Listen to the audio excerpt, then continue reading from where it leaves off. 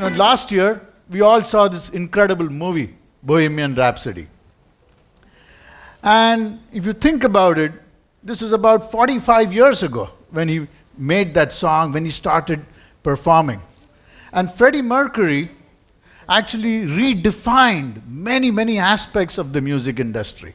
Right? When he came up with that song, Bohemian Rhapsody, it's the first time in the history somebody did a 6-minute song. And everybody said, none of the radio stations will play that song, so don't make it. He defied that rule. He went ahead and he made that song, and it was almost like a theatrical experience. If you see his live performances, it was all about experiences.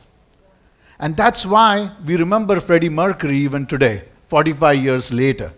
How can we deliver experiences that people will live and people will pay for? How can we deliver those unique experiences? And that is what I believe is the future of e-commerce, is the future of retail. So I used to work for a company called Frost Sullivan, the largest research firm, covering a wide variety of industries. Just recently I quit and I said, the experience of delivering research was not that great. People heard about us, they saw our research, but they were not consuming research enough. So I'm on a mission to help people consume research a lot better. So what I'm trying to do for the next maybe 18 minutes or so is walk you through how can we change the future of e-commerce through experiences. And to kickstart, I want to talk about one of the first things I was taught when I went for an MBA in school. So how do you create experiences? How do you create benefit and value for customers?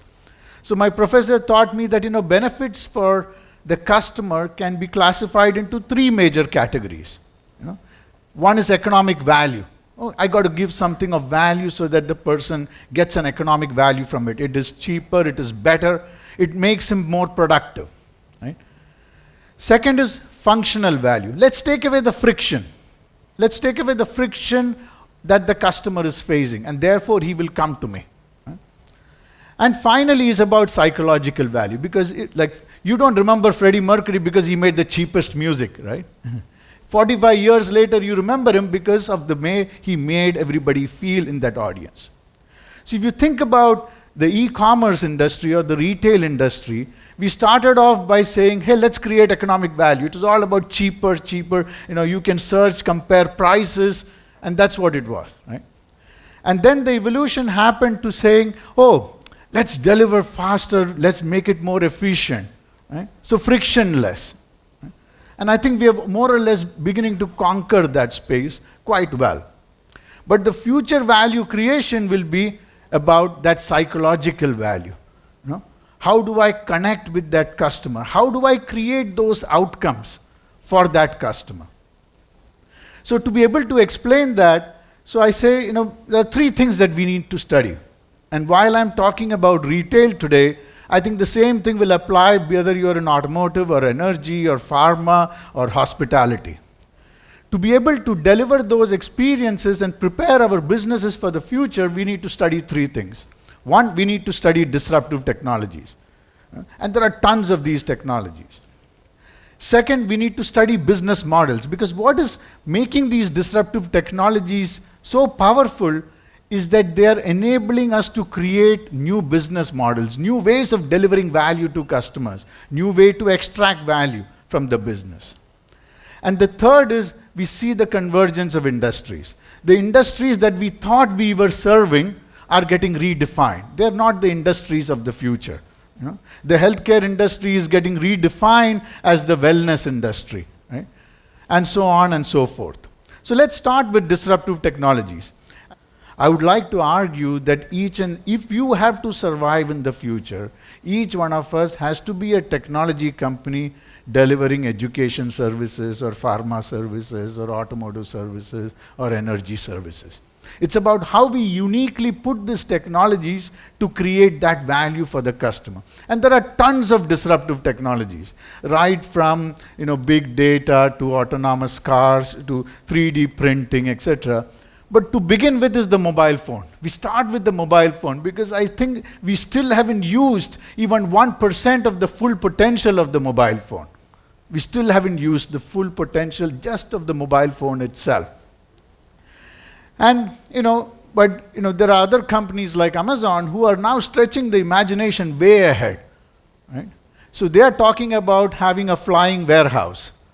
So they're going to have a warehouse 35,000 feet above the ground. Right? And they're going to use drones, very small drones, to come and send the shipments to you. Because they think it is economically viable, it is also environmentally friendly. Right? These are all the patents they are filing. Doesn't mean that they will actually execute on the patents, but it tells you how they are thinking about the possibilities of using technology in the future. Now, some of the key patents, I reviewed some of the patents that these companies have been filing, and I see that, the patents are across, especially the retail companies, Amazon and Walmart, the patents are across 3 distinct areas. One is, how do I make it easy for the consumers to discover the products, right? How do I make, and video is emerging as a theme, particularly voice and Alexa is emerging as a big theme, and a lot of R&D is happening there. And then how do I improve the shopping itself, the experience of shopping? Can I do testing? They believe that testing and trying out will be a lot better virtually than in real itself. Right? And finally, fulfillment. Can I fulfill really fast? So Amazon filed a patent almost 5 years ago, and the patent is called anticipatory shipping. So what they're saying is, I'm going to ship the product to you even before you buy it. Right? So you don't have to go through all the pain. Oh, I have to buy some piece of underwear, right? And I forget to do it. It is so painful. Let me just ship it to him because I know he needs it. And if I send it to him, he will actually use it, right?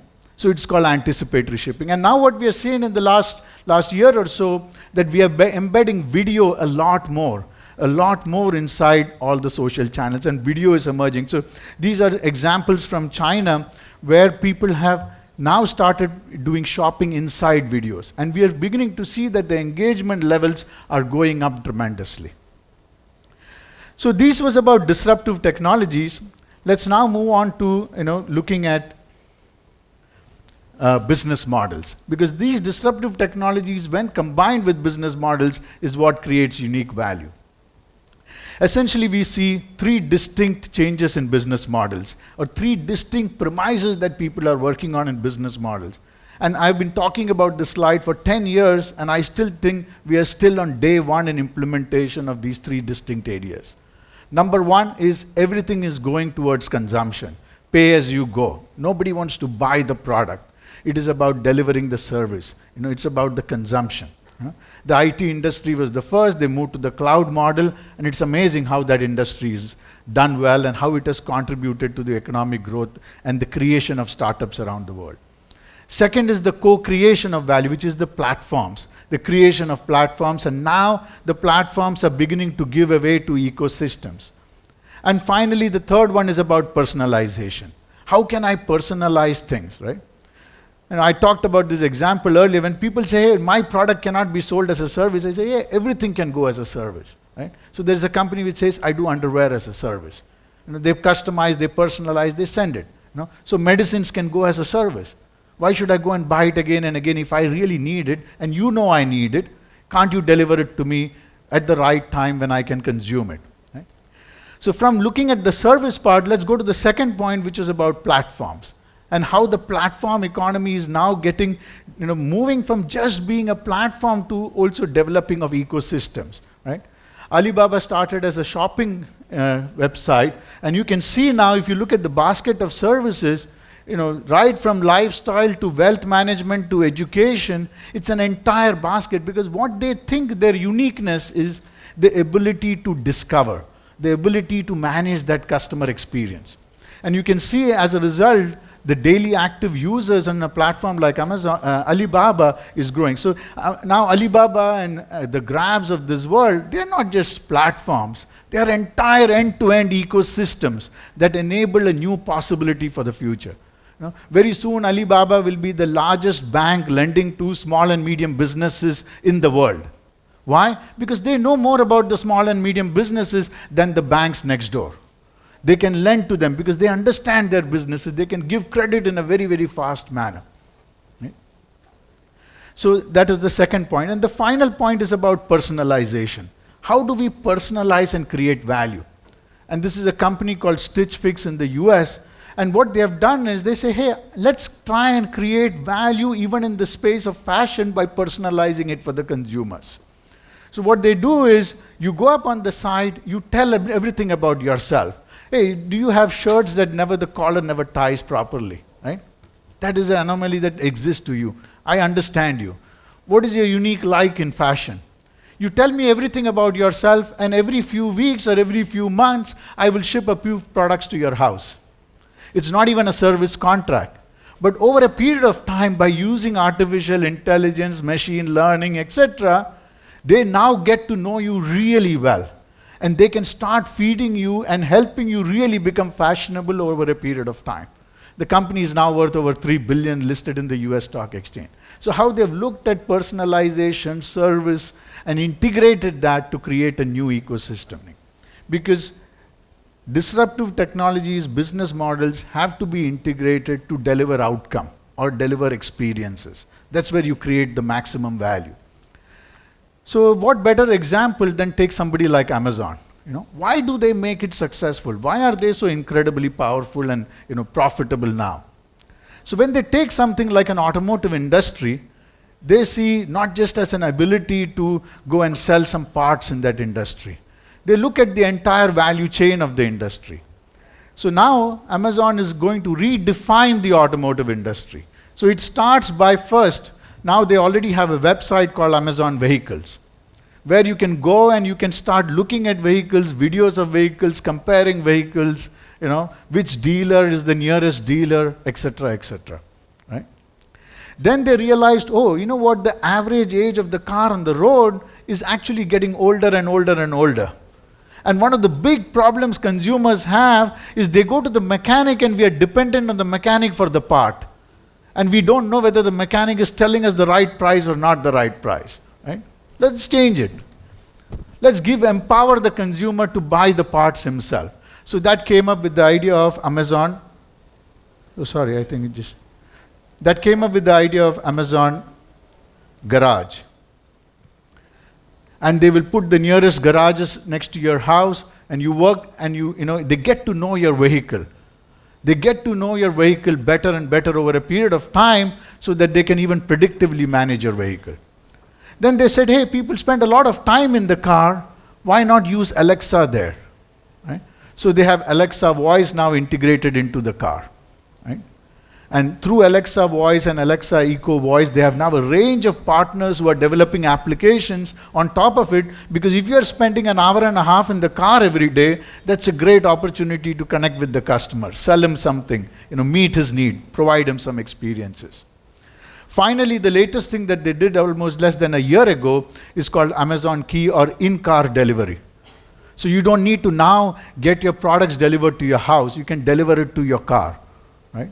So you can park your car somewhere, and you can tell the shipment to be delivered to your car. You can remotely open the car and allow the guy to leave the shipment, and he will go away. So in case you're on your way, you've gone to work, you've forgotten to buy a nice gift for your wife, the gift can be delivered to the car, and as you reach home, you can take it and give it to her. Right? So you can see how they're looking at the entire ecosystem, not just the transaction of just selling that particular product or that service. So in summary, I want to leave you with these three key messages. Are you thinking enough about business model innovation in your respective companies? The most value for businesses, the most sustainable value is always created through business model innovation, not through creation of a new product or a new technology. It is how we deliver it in a unique manner. Second is, how are you leveraging technology? What percentage of your employees is technology employees, not managing the PCs and making sure the network is running, but what percentage of your employees are actually, taking technology and applying it to deliver value to customer in unique ways, right? For somebody like JP Morgan Chase, the world's biggest bank, 18% of their employees are tech employees. 10% of their annual budget is technology spend. How does that compare with what you are spending today? And third one is finally, the value is in the delivery of outcomes. So it's not just about selling the particular product, it is about making sure that the outcome that the customer is looking for with the product is served. So thank you very much.